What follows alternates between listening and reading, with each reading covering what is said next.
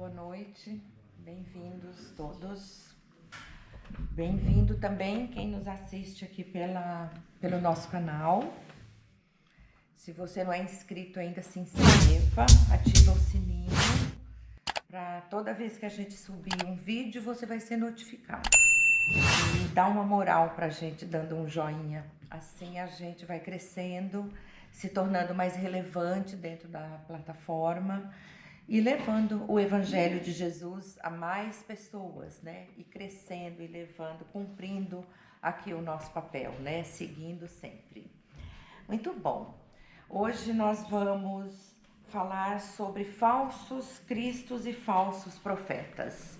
Eu estou falando do capítulo 21 do Evangelho segundo o Espiritismo. Haverá falsos cristos e falsos profetas. É o nosso tema, é o nosso título aqui, né? E é um capítulo que tem como mensagem principal uma advertência, né? Porque chama a nossa atenção para a necessidade da vigilância, para que a gente não descuide de ficar atento ao que vai aparecer, né? Para a gente prestar atenção se quem está se colocando para nós e se anunciando, se está moralmente credenciado. Então Jesus avisou que eles surgiriam em todos os tempos. Ele falava tanto de quando ele estava ali pregando, como não botou prazo. Eles aparecerão, os falsos cristos, e falarão em meu nome, e os falsos profetas, mas sejam prudentes e vigilantes, não descuidem disso. Então, Kardec juntou aqui textos evangélicos que dão uma consistência para a gente compreender mais ainda essa advertência, que esse aviso que Jesus deu e esse pedido dele para que a gente fique alerta. E eu vou ler aqui uns pedaços, porque são vários trechos, eu não vou ler todos, mas para a gente contextualizar. O primeiro item de cara é: reconhece-se a árvore pelo fruto. Então aqui já tem, né, uma simbologia aí da árvore e do fruto, quer dizer, da coisa da vida, né? Da vida que surge. A árvore que produz, isso aqui está em São Lucas, capítulo 6. A árvore que produz maus frutos não é boa, e a árvore que produz bons frutos não é má. Porque cada árvore se reconhece pelo seu próprio fruto. Não se colhem figos dos espinheiros, e não se cortam cachos de uva dos arbustos, das sarças. O homem de bem tira as boas coisas do bom tesouro do seu coração, e o homem mau tira as más coisas do mau tesouro do seu coração, porque a boca fala do que está cheio o coração. Então, só este pedaço aqui já dá para a gente refletir bem sobre a questão da aparência, sobre a questão do que muitos demonstram ser e não são, né? Porque tem que haver uma inegável coerência entre o meu interior e o meu exterior, não é? Eu mostrar a foto de um cachorro e escrever aqui embaixo, é um gato, não vai convencer ninguém, né? A legenda tem que bater com a foto. Então é a mesma coisa, o que eu falo tem que bater com o que eu sou, com o que eu vivo, com a forma que eu estou conduzindo. Então, quando Jesus dizia sobre falsos profetas, passa por aí, né? É aquele que fala algo que ele não vive. E nós vamos entender aqui exatamente o que é um profeta. Aqui em Mateus diz assim, Mateus anotou: guardai-vos dos falsos profetas que vêm a vós cobertos de peles de ovelhas e que por dentro são verdadeiros lobos. Novamente dando endosso aqui do que está em Lucas, né, sobre a questão das aparências, sobre a questão do que você de fato é. Se você é um mensageiro, como dizia Paulo, ou se você é a mensagem. Uma seta de trânsito, uma placa de trânsito, ela passa ali, né? Ela é um mensageiro, porque ela informa, vira à direita, vira à esquerda, vai adiante. Ela não é a mensagem em si, ela está informando. Então, nós somos o quê? A mensagem é o que nós vivemos, é o que Jesus deixou para nós. Então, nós devemos procurar deixar de ser o mensageiro, de só falar, porque muitas vezes não está batendo com a foto, e começarmos a ser a mensagem e vivermos de verdade, porque aí não precisa nem falar, porque muitas vezes o silêncio ensina. Então, muitas vezes o profeta ensina sem abrir a boca. Se você vive de acordo com o que você prega, com o que você aprendeu de Jesus, você não precisa nem falar muitas vezes, né? O próprio silêncio vai ensinar. Tem mais um trechinho aqui que também está em Mateus e Marcos. Guardai-vos de que alguém vos seduza, porque vários virão em meu nome dizendo, eu sou o Cristo, e eles seduzirão a muitos. Levantar-se-ão vários falsos profetas que seduzirão a muitas pessoas, porque a iniquidade será abundante, a caridade de muitos se resfriará, mas será salvo aquele que perseverar. Então, olha que mensagem tão importante aqui que os dois evangelistas trouxeram, falando sobre as falsas paixões, de como somos facilmente seduzidos por palavras bonitas, muitas fora de contexto, como elas nos alcançam de um modo que faz com que o verdadeiro ensinamento de Jesus seja arrebatado das nossas vidas. E isso tem muito a ver com os dias de hoje, né? Agora, eu falei que a gente ia entender o que é ser profeta. Aqui mesmo no texto, Kardec explica, não precisa nem ir tão longe, aqui mesmo, seguinte ao que eu li, ele está dizendo que se atribui muito à palavra profeta a questão da previsão do futuro, né, das predições. Acaba que profecia e predição virou sinônimo. Mas no sentido evangélico, é muito mais amplo o sentido do profeta. É muito maior do que predições. E lá na antiguidade, os judeus principalmente sabiam bem disso. Tanto que usavam muito desse conhecimento para provocar Jesus, dizendo, você não é o profeta? Né? Quando o profeta é aquele que é o enviado por alguém. No caso evangélico, o profeta é alguém enviado por Deus, enviado em nome de Deus, mas não para fazer previsões do futuro.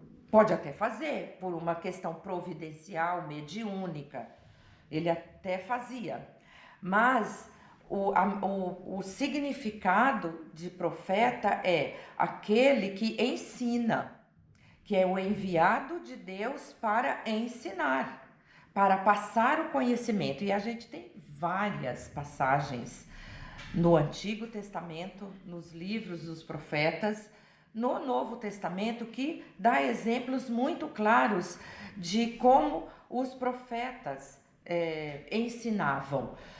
Jesus estava sendo julgado lá por Caifás, e estavam ali outros sacerdotes e os anciãos, e eles começaram a bater em Jesus e vendaram os olhos dele, taparam os olhos e falaram para ele assim, quem que te bateu? Você não é profeta?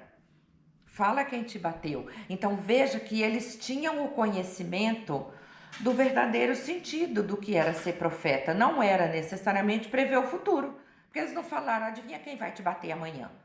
Ou adivinha quem vai pregar o prego? Eles falaram, adivinha quem te bateu? Então, o profeta, ele revelava coisas ocultas. Ele tinha essa capacidade de revelar coisas ocultas. Quando Jesus estava conversando com a samaritana, ele falou para ela assim, você já teve 5 maridos e o homem que vive com você hoje não é seu marido. Ela falou o que para ele? Vejo que o Senhor é um profeta. Então, lá naquela sociedade, eles sabiam. Não era como hoje para a gente que profeta é quem prevê o futuro. Então, o profeta tinha esse valor do ensinamento. Jeremias, quando viu que aquela sociedade estava afastada de Deus, idolatrando, começando a idolatrar outros deuses, o que ele fez? Ele comprou um vaso de barro, chamou todos os líderes, os anciãos, quebrou o vaso na frente deles e falou: é isto que vai acontecer com o povo de Deus. Vai ser destruído, prevendo, inclusive, a destruição de Jerusalém. Mas usando uma simbologia, ali um exemplo físico, real para ensinar. Então, era o profeta cumprindo o seu principal papel, ensinar, levar instrução. Então, um falso profeta acredita que ele está imbuído para cumprir esse papel, para fazer previsões e para levar instrução. O falso Cristo, que Jesus disse, serão falsos profetas e falsos cristos. O falso Cristo é pior ainda, porque o que é o Cristo? Jesus, o Cristo, o ungido. O ungido, o Cristo, é aquele que foi encarregado de algo muito supremo. Jesus foi encarregado por Deus de governar, coordenar e governar o planeta Terra. Então, ele foi encarregado por Deus de fazer a condução comunitária, conduzir a humanidade no planeta Terra. Então, olha a importância. E aí, alguns se consideram como profetas e como cristos, né? Como representantes deles aqui na Terra. Aí a gente pressupõe que esses profetas todos, eu citei aqui Jeremias, tem Amós, Isaías, Elias, que era o grande profeta, Moisés, Jesus, que são espíritos superiores, concordam? São espíritos que estão de escol, como falamos ontem aqui no nosso curso, são espíritos de escol, espíritos muito superiores a nós, né? Pressupõe que, já que o profeta é um encarregado em nome de Deus, que Deus vai encarregar espíritos superiores para fazer esse trabalho, trazer essa mensagem, né? Então, não dá para a gente acreditar que certas pessoas que a gente convive, que a gente assiste, foram enviadas por Deus. Não dá para a gente admitir que Deus daria cargos tão importantes para espíritos que não têm credenciais morais para tanto. Não é verdade? Então, nós, quando a gente fala aqui, quando a gente lê que a árvore a gente conhece pelo fruto, passa por aí, conversa com esse aviso que Jesus deu. Porque uma árvore boa vai dar um fruto bom. Uma árvore que está adoecida, os frutos serão adoecidos também. Então, tanto do ponto de vista aí da biologia, como do ponto de vista dos ensinamentos de Jesus, né? A boca fala do que está cheio o coração. O tesouro interno é o coração. O que eu coloco lá dentro? O que eu colocar lá são os frutos que eu vou produzir. Como a árvore, se eu estiver adoecida, o que eu vou? Uma pessoa embrutecida, maledicente, ela tem, por acaso, de uma hora para outra, ela vai ficar gentil? Ela vai falar coisas doces, coisas que acalmem? Não.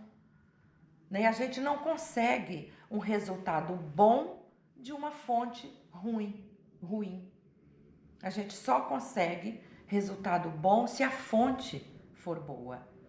Então, o que nós colocamos dentro do nosso tesouro interno? Tem que ter coerência inegável do interior com o exterior. Portanto, se eu quero ser a mensagem, viver a mensagem, eu preciso ficar atento com o que eu coloco dentro do meu tesouro. Porque a minha boca vai se encher do que está lá, né? E aí, o Espiritismo traz pra gente falsos profetas, falsos cristos, muito mais perigosos desses que a gente vê no dia a dia hoje. Veja, Profeta, no sentido evangélico, é aquele que ensina, é aquele que quer passar conhecimento, revelar as coisas que estão ocultas, ou seja, trazer conhecimento, né? O Espiritismo fala dos falsos profetas desencarnados, dos falsos cristos desencarnados, aqueles que viveram aqui, hoje estão na erraticidade e não se desprenderam da vaidade daqui da Terra. Tiram proveito de médiuns vaidosos, médiuns invigilantes e trazem mensagens que são absolutamente inverossímeis, né? E vale a gente lembrar que não é porque é médium que é espírita, né? Então, mais uma vez, a doutrina espírita nos socorre, porque o médium espírita, ele tem cabedal para saber identificar o caráter do espírito que está se comunicando com ele. Porque uma vez do lado de lá, nossos irmãos que estão num nível mais inferior e querem se divertir, ele vem para um médium vaidoso e invigilante e fala: eu sou Dom Pedro I e eu tenho tal mensagem. Normalmente essas mensagens não são de cunho pessoal, é para a Célia, é para o João, elas são para a humanidade, são fatos assim efemérides que eles trazem para a humanidade. Aí vocês acham que Deus, quando tem uma grande verdade para divulgar, ele vai usar um único médium? Mas nem com Kardec foi assim, né? Kardec usou milhares de médiums para trazer a verdade que ele nos trouxe. Então Deus, quando tem uma verdade para ser revelada, ele vai lançar mão de inúmeras pessoas, inúmeros médiuns responsáveis, maduros, educados, que têm a competência de receber aquela mensagem e passar para frente sem vaidade, como dizia Emmanuel, não tem espaço para vaidade na doutrina espírita. Porque se abrir esse espaço, a gente começa a ter, como o texto que foi lido hoje, começa a ter médium-chefe, né, o líder do setor da mediunidade, o líder né, e não tem espaço para isso, porque todo trabalhador da causa espírita tem valor. Todos. Aquele que trabalha com a saúde, aquele que recebe a mensagem do mentor, aquele que fala na tribuna, o que põe a água no copinho, todos têm o mesmo valor, porque todos estão vivendo a mensagem, não estão sendo apenas os mensageiros, né? Então, nós como espíritas, nós temos uma responsabilidade extra com relação a falsos profetas, a falsos cristos, tanto encarnados quanto os desencarnados, né?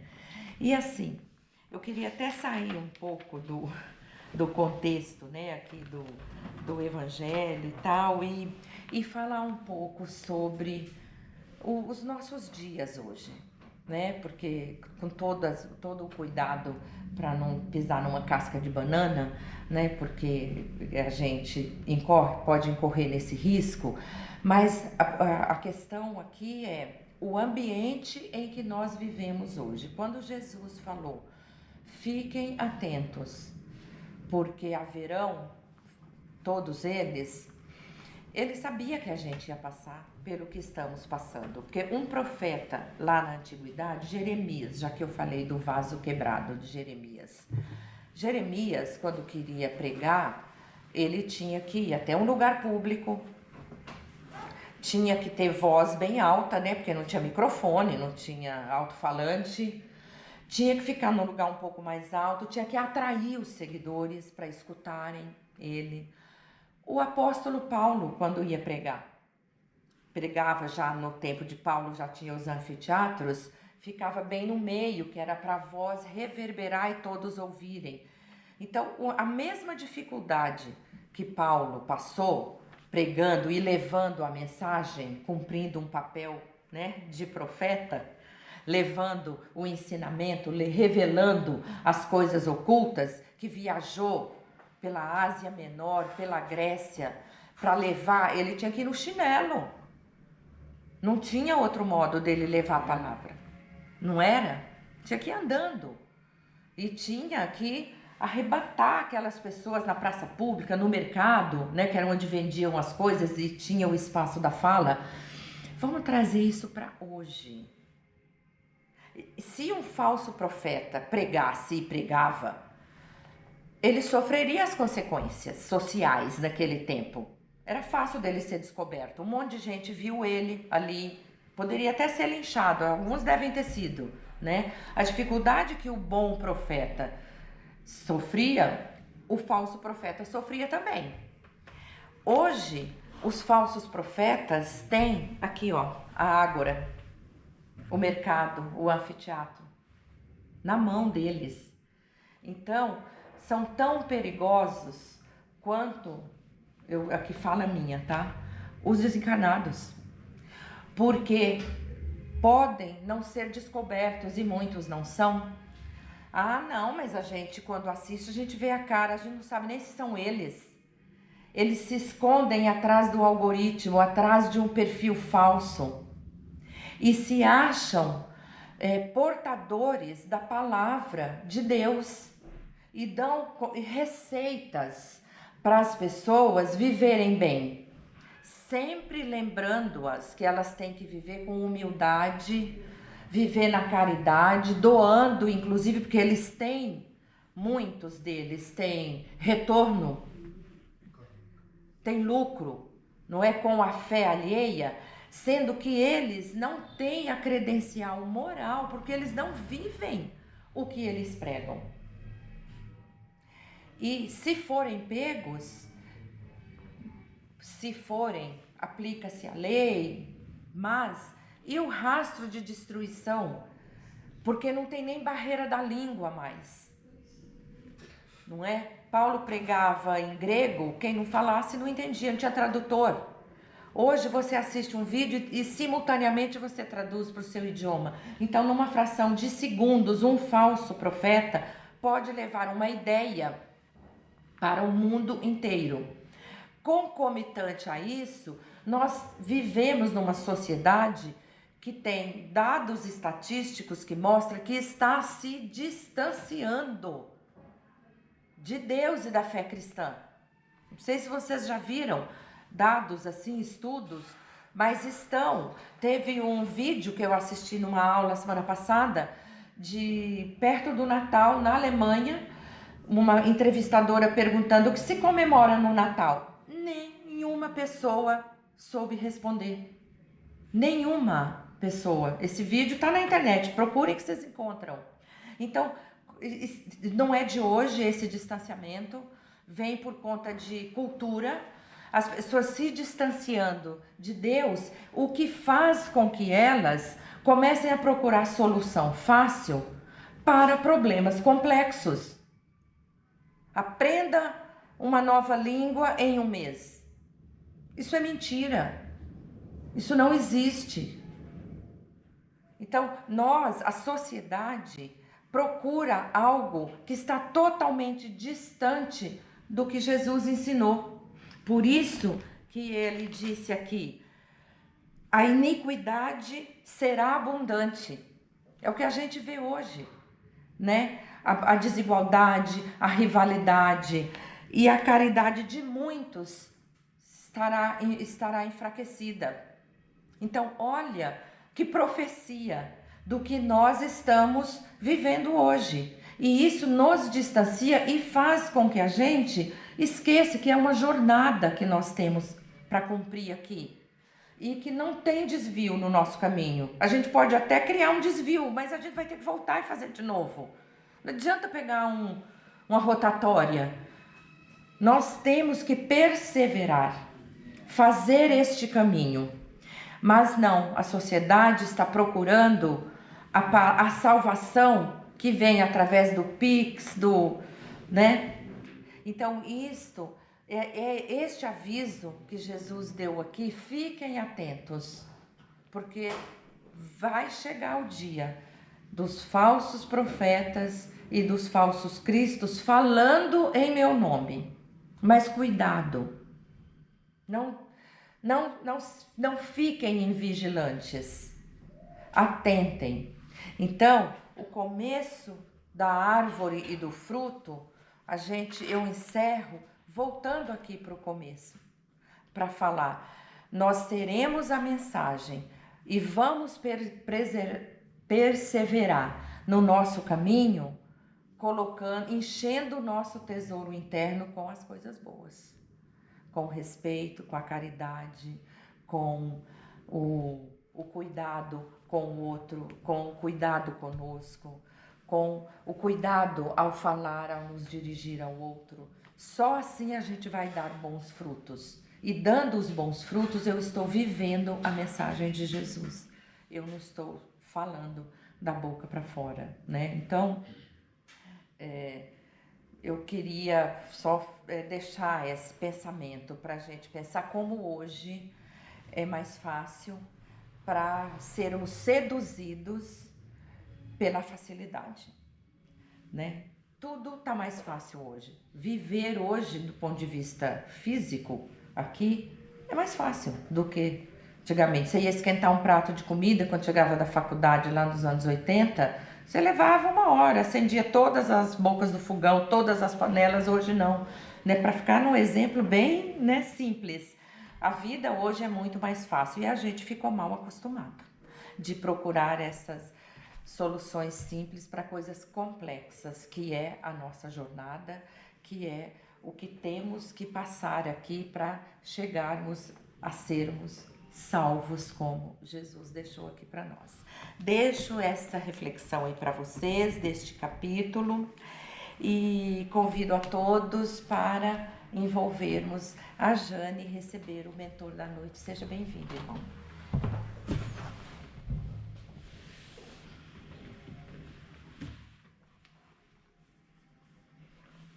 Caros irmãos, amigos, rogamos a Jesus que envolva cada um nesta noite em bênçãos de paz. Importante capítulo do Evangelho que alerta para os falsos Cristo e os falsos profetas, como foi dito. Jesus já ensinou a cada um que devemos conhecer a verdade e que a verdade libertará a cada um. Em todos os sentidos, o conhecimento e o esclarecimento é o remédio e o caminho mais importante de cada um. Ao longo de toda a humanidade, infelizmente, na história deste planeta, o homem, através da sua vaidade e orgulho, e principalmente egoísmo, tentou, através da religião ou da imposição, colocar a cada um sob o seu domínio, alertando que eram profetas de Deus. Meus irmãos, aonde estão os sacerdotes? Aonde estão os profetas? Aonde estão aqueles que provocaram guerras cruéis em nome de Deus? Aonde estão aqueles que em nome do Cristo fizeram com que milhares de pessoas sofressem? Os irmãos podem ler em todos os livros de história em que, infelizmente, o homem ainda tenta dominar o seu próprio irmão, escravizá-lo através de palavras, através de humilhações e através da superioridade, sendo que Deus é o nosso Pai amoroso do universo. E Jesus, nosso mestre, o único profeta que conhecemos, sem dúvida, moralmente, uma pessoa de luz. E que todos nós devemos conhecer o seu Evangelho. Digo todos nós, porque nós também frequentamos escolas, nós também compartilhamos conhecimento. E essa é a atitude que cada irmão deve ter: o conhecimento, a união. A doutrina da fé raciocinada, a doutrina espírita, ela coloca entre seus livros da codificação um livro importantíssimo que cada um deve ler, e ler muitas vezes e estudar, o livro dos médiuns, aonde o professor Kardec, através dos espíritos, colocam toda a classificação dos médiuns, os cuidados.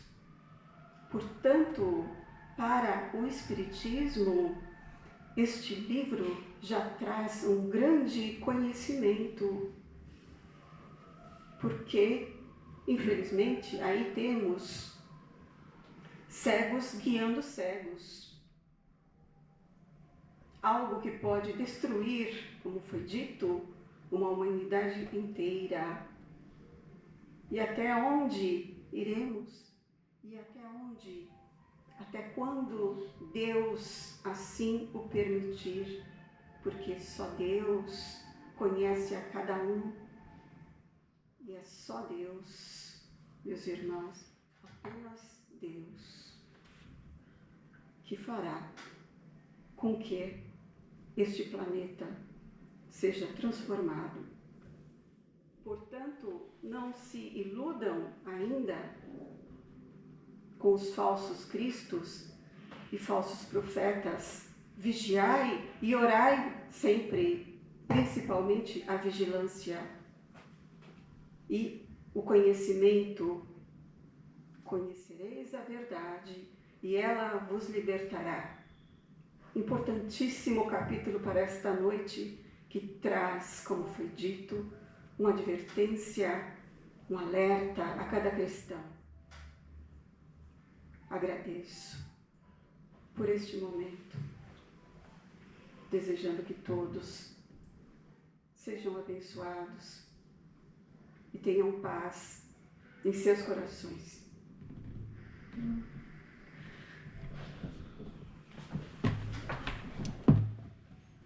Muito obrigada, irmão, pela linda mensagem que reforça a necessidade da vigilância constante, da prudência nas nossas atitudes, nas nossas ações. Muito obrigada. Volte sempre.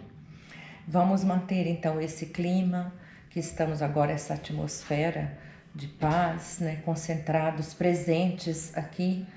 Vamos vibrar em nome de Jesus, pedindo que a paz se restabeleça na nossa cidade, no nosso país, em todas as nações, pedindo a espiritualidade que atue fortemente em todos esses lugares onde, em nome de Deus, em nome de Jesus, tudo está tão dividido e as guerras, né, sendo travadas, vidas sendo ceifadas. Vamos vibrar pelo todo, vibrar por todos os irmãos que precisam de uma assistência, de um alívio para suas aflições. Que as equipes de saúde mental, se dirijam aos seus lares e todas as famílias recebam neste momento as bênçãos que vêm direto do alto. Então, assim, muito concentrados também, nós pedimos licença para vibrar por nós mesmos, nos concentrando em nome de Jesus, no que estamos precisando receber neste momento. E neste momento, com os olhos fechados, nós vamos receber o passe espiritual, as energias que são depositadas sobre nós pelos amigos benfeitores.